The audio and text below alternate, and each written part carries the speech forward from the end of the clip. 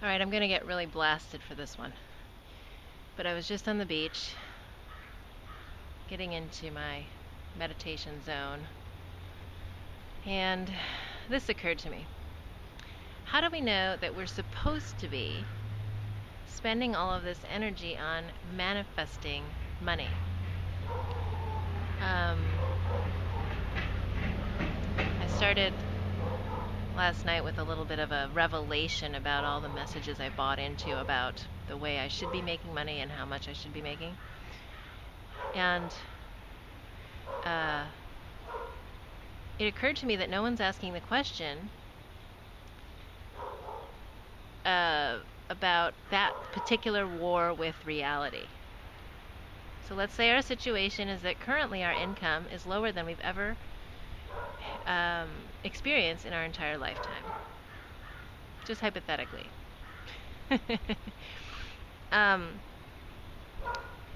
So what do? We start to turn the wheels and devise ways of correcting that situation and replacing the income and getting things back to what we think they should be. Basically to restore our idea of what our comfort level is. And yet no one is, and then we can buy all these products that say, oh, I can help you make more money. I can help you with that problem that you perceive. And you spend the money and you learn the tools and you try them and they work or they don't. But no one's really asking the question, what if your job right now, just for this blip of time, what if the benevolent nature of your life path is to say, right now, I'd like you to learn that you actually don't need as much as you think you need. And the things you think you need may not even be the actual things that you need. So maybe this focus on money and how to get it and how to craft yourself into a more marketable person is exactly what you don't need to be doing from a kind of a cosmic standpoint. And if we would just get out of the way enough and get quiet enough and come to some sort of relationship with that possibility that maybe something else might open up. But we're so afraid of that. We're so conditioned by our mindset of wealth being the necessary aspiration for 100% of people. And it's just so embedded in the way we show up and present ourselves and interact in every way that we can't even begin to know what that looks like. We have pictures of people who have voluntarily downsized, like the tiny house movement, or other alternative lifestyles that are sort of viewed as fringe. But we don't have this image of, okay, what's the alternative if I don't want to wear dreadlocks and kind of smell bad most of the time? Or what if I don't want to, grow weed or whatever? And we're actually being asked to create that. So as long as we keep holding on to the idea that we need to make ourselves more presentable to the system, to play this particular game better, what if we're missing out on the opportunity to create that alternative path? And I'll just tell a little bit of my story about that, because this is the truth of my experience. In the last 5 years, my income has been lower than I've ever had in my life. And yet, I have discovered more aspects about who I really am and what my desires really are in a way that I was never free to do in the periods of my life where I was playing the game like a good girl. So I've been very unorthodox according to my own rules in terms of navigating day-to-day financial rules and reality, and yet I've been more in touch with my being and my own becoming than ever before. And now I see that I'm at this place where my attitude is very different about having a pile of money in the corner. And the people that I talk to that are the most worried about money, that come into my sphere of working with me, are sort of like, it's pretty interesting because we're really not down to the survival level. Okay, and I'll give two examples. One example was the one I read from my coaching mentor, Martha Beck, where she used to counsel heroin addicts in a methadone clinic. She would ask them about money, and they would be, homeless. They wouldn't have a place to live, and yet she'd ask them how much money they were able to get for their heroin, and it was hundreds of thousands of dollars a year that they somehow had no problem locating because it was something that they perceived that they needed and wanted and felt that was totally necessary to their existence at any cost. They didn't need a place to live, they didn't need clothes, they didn't need running water, but they got $100,000 a year or more to pay for their heroin. So that says something about the human brain and its ability to focus in on the perception of what's absolutely necessary in any given moment.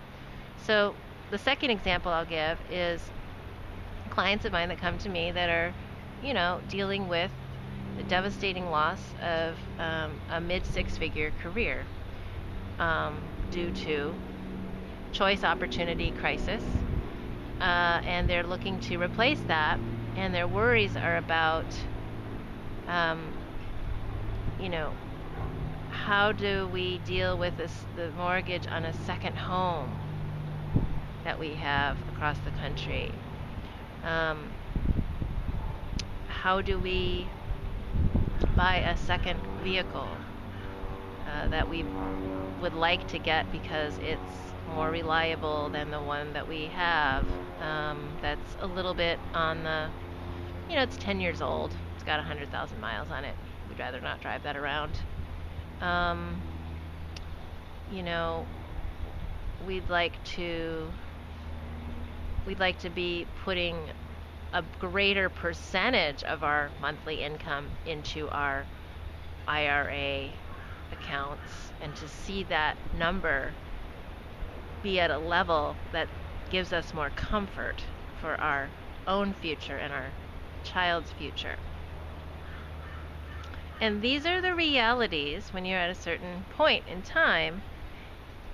And then maybe life gives you this chance to step back and observe and say, what an amazing experience to live in a moment in time when my greatest concern about money, which I'm clinging to, my brain sees as survival and keeps me awake at night worrying about, where my greatest concern is how much I'm putting away in a future account that I would like to see at a certain level 30 to 40 years from now, and that I have not only a roof over my head where my family can live comfortably and a single vehicle, but two. I have two homes and two vehicles for my family. And my concern is, which one can I keep, and what will the value be when I finally sell one of them, and what kind of profit am I going to make and realize on that initial investment? These are amazing quote-unquote problems to have, and isn't it interesting that our brain sees them as these urgent problems rather than what they really are in another frame of reality, which is, whoa, like, this is amazing abundance, and can I just behold that and see that basically I have a little bit of room to live here if I choose. And it's more than one client who's been like, oh, what will I do now that I only make $250,000 a year? And yeah, that's a low number for some people compared to what they're expecting or have attained in the past. But what if that's the adventure ride of life that says, who would you be without your story that you have to have a certain income. What would it be like for you to exist on this planet with X for a while, and what would you learn? Who would you become? Who would you meet? What would you do? Where would you go? And what kinds of things would you experience? And are we open to it? And this is perhaps the biggest call of this time, where there's so many people in a state of worry and tension about money. And is the way to approach it to practice manifesting more? And what is the practice of coming to the place of true openness and curiosity to the experience of, this is what my work is at this moment? And can I let go of the need, which, let's just always be clear that there's what we think we need, and there's what we actually need, and what we actually need is just exactly what's happening all the time. So what we think we need is a bunch of thoughts, and can we really look at that and say, oh, our actual job right now is to question what we think we need, and settle into an experience of what we actually need. And I know the word settle is so scary for people because it's so off limits. It's so not allowed. We cannot settle. It's like this really huge sense of resolve that we have to keep fighting with whatever's happening, just for the fight's sake. But really, it is a descending into a sense of wow about whatever experience it is. And I'm just putting it out there because I just hear so few messages about that related to these central core elements of our very culture that we're not going to question. And it just brings me back to the image of, of going to a country like Thailand or Laos, which are two very different faces in my experience. They're two different countries, so I shouldn't even say either or. But, you go to a place like Thailand, and there is extraordinary wealth in certain pockets, and then there's sort of the rest of the populace, which is can live quite well at pretty reasonable levels of currency. And then you wonder why they don't have a problem with this. I mean, that was what my question was, walking around kind of the non-tourist neighborhoods and just seeing this very peaceful. It wasn't a resigned kind of feeling, more like in Laos there was a resignation. But in Thailand it was sort of like this very accepting experience of life as it is. This is what it is now, and continuous celebration of what they have, and a very kind of respectful, mindful, reverent way of presenting what it is that they have, and it being very modest also in terms of, according to our standards. It's just very simple. It's not yet, but soon to be taken over by kind of the bigger commercial mindset, because the malls are going up there, the big shopping malls, the big billboards, the advertising, it's all coming in very much so. And but you can still experience some of the old vendors that aren't in the tourist areas, but are truly just living as they might have lived for the last 50 years. And it's eye-opening because we don't again, we don't have any images of that in the mainstream. You do have to still go to the side streets in America and very, hidden corners to find examples of just, I guess we call it human scale operations, so farmers markets and things like that. But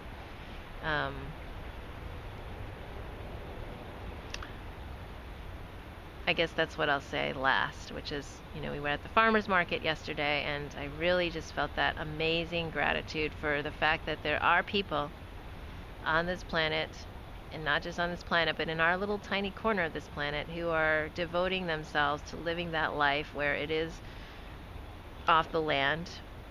I'm thinking of a family farm that grows stone fruit and melons, and they're just the most amazing fruit. Nectarines, peaches, pluots, watermelons, all kinds of melons that are just delicious. And they they also at holiday time have these nuts, various roasted nuts, almonds, cashews, etc., and dried fruit.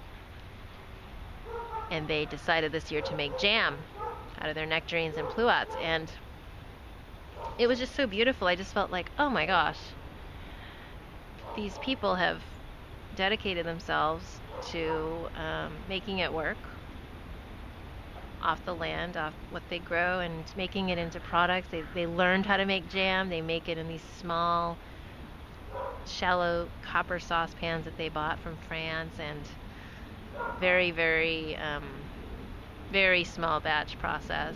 And they do it, and they sell it, and they show up, and they offer it.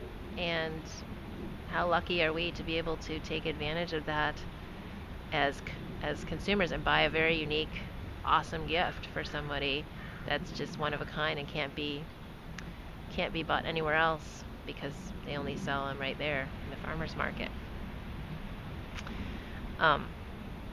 Those are moments that I just feel very, very connected to life and what it's all about here on this planet. And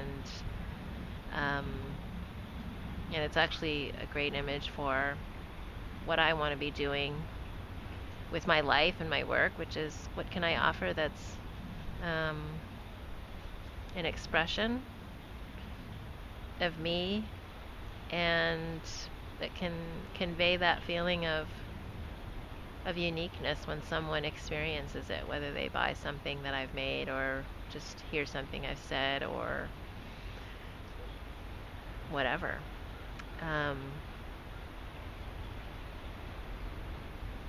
So that's the download from my beach meditation, and blast me if you need to.